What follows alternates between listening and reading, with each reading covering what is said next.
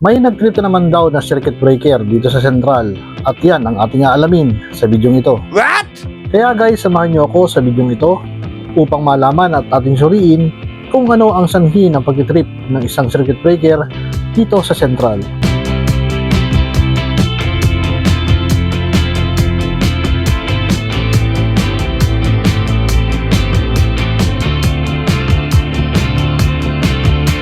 Storms on the roof, secrets whispered, bulletproof. We build worlds out of steel.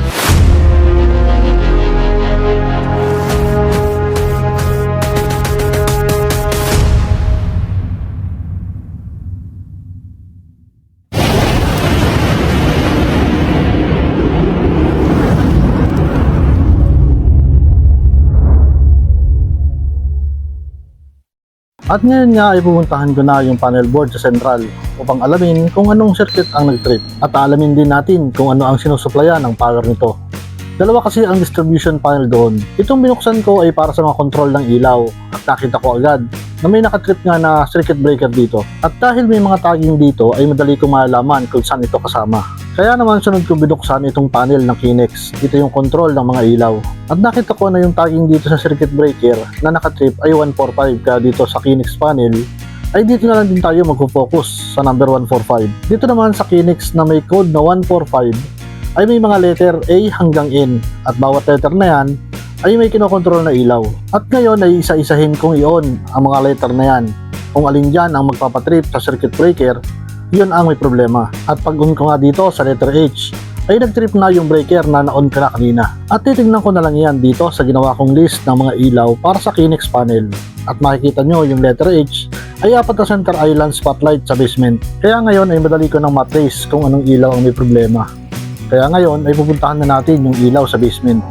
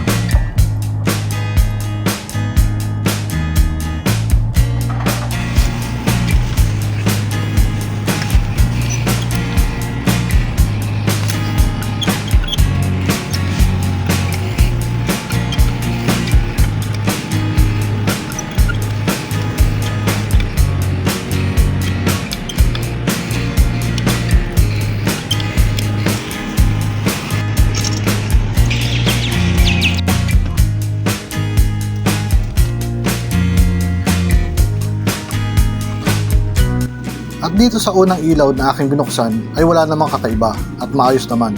Kaya ibinalik ko na lang ulit ito. At lilipat naman tayo sa pangalawang ilaw upang tignan kung dito yung pinagmulan ng shorted. Kaya nag-trip ang circuit breaker.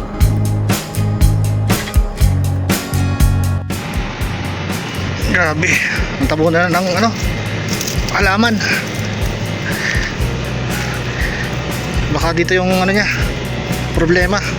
Kaya nagtitrip.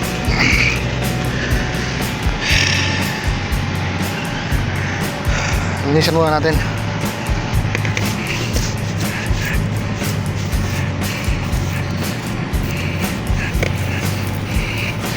Parang dito kasi dito may tubig oh.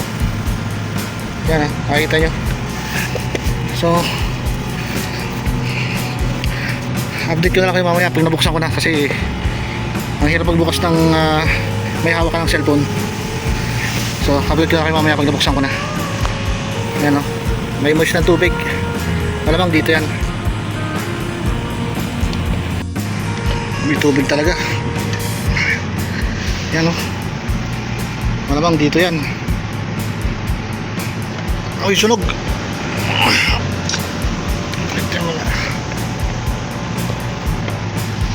Yan hindi tumama. Yan. Isang basa ito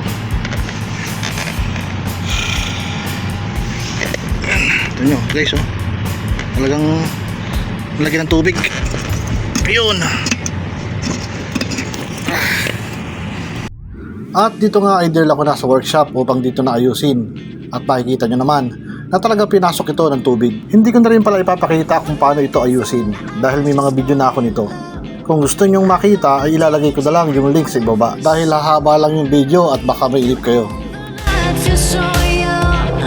Every single moment has led up to this one. Whoa, did the stars align? Whoa, maybe it's a sign. We should do tonight again. Even in a So ito guys, na-splash ko na yung ating na-repair na ilaw. Ito. Ayan. So tatipan ko na lang, hindi ko na ipakita yung pag-splice kasi wala tayong tagahawak ng cellphone. So color coding lang naman. Ayan no. Blue wire sa blue wire, tapos yung brown lagyan natin sa black, yung neutral nya. Tapos yung yellow green, ayun yung earthing o yung grounding. So yun lang. Tapos balutan ko na ng electrical tape, tapos balutan ko din ng rubber tape na 3M ito para safety, tapos babalutan ko ulit ng electrical tape. So yan guys, update tayo. Nalagay na natin yung isolation. Yan, medyo makapal siya kasi may rubber tape siya, tapos electrical tape ulit. Unang isolation, electrical tape, tapos rubber tape, tapos yung last natin na inilagay, electrical tape. So lagi ko na itong ilaw na nirepair natin. even in another lifetime, baby. And let's do tonight again.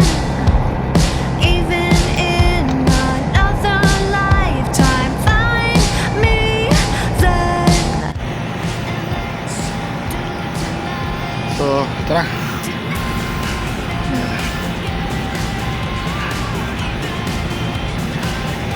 So yan guys, mamaya testingin natin kung magtitrip pa doon sa central, doon sa kanyang panel board. So bali ito yung circuit na nagtitrip. Bali 4 na spotlight dito sa sa may mga puno ng parang buro ng bunga. So yan, makikita niyo yan, yung 4 na puno na yan. Saka dito yan. Ito na lang kasi yung hindi pa nakalutang, katulad nito. Yan, yan, nakalutang na yung mga ilaw nya para hindi nabasan ng tubig o hindi napasukin. Yan, kung magdali kasi dito yung mga ibang lahi, talagang to sawa. Tapos sa takluban na to ng halaman, itong oregano, yung isang ilaw tapos nakalubog. Ngayon nilutang ko na rin siya para yan, hindi na pasukin ng tubig. So yan lang guys, at punta tayo sa central para matesting natin kung magti-trip pa. So ngayon guys, check na natin yung kanyang circuit breaker dito sa panel board, kung meron pa rin siyang shorted gamit tong ating clammeter.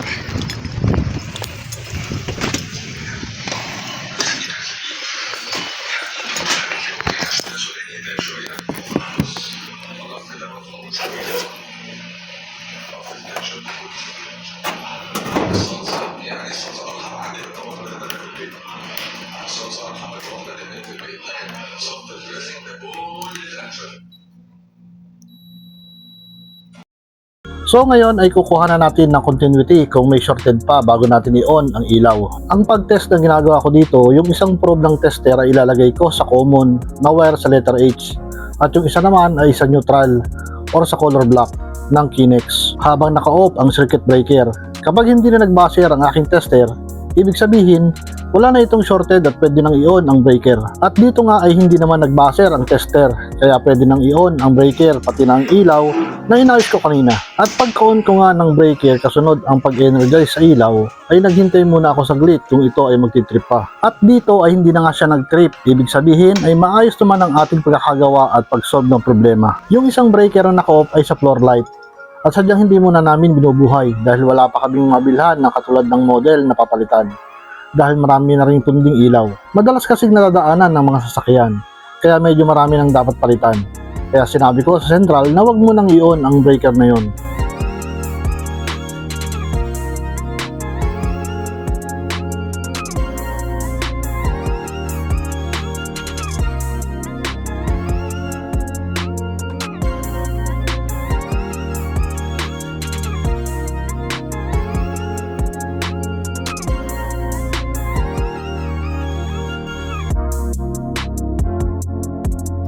So ayun guys, okay na yung tinrace natin na apat na ilaw dun sa center lights, yung apat na spotlight dun sa apat na puno, pinasok ng tubig. So ngayon, gamit yung aking multitester, tapos tingnan natin kung may shorted pa. So wala na, hindi na ako magbubukas ng ibang ilaw kasi dalawang ilaw lang yung binuksan ko. Doon sa pangalawang ilaw na binuksan ko, doon siya may shorted at basang basa. This is my friend. This is my Sadiq from Yemeni. Oh, hada wagdi. Wagdi Yemen hadomo. Yes, my number one friend. Yan, yung ating mga kaibigan na ibang lahi na medyo maayos naman ang ugali. Hindi naman lahat ng mga ibang lahi ay hindi okay magsama. Okay naman siya. So, yun guys, okay na yung ilaw. At mamaya pwede nilang buhayin mamayang gabi. Kaya naman, testing ko na. Kita nyo naman, inon ko na yung circuit breaker, yung Kinix contactor niya. So, ni-energize natin kanina. So, okay na. So, yun lang. Peace out.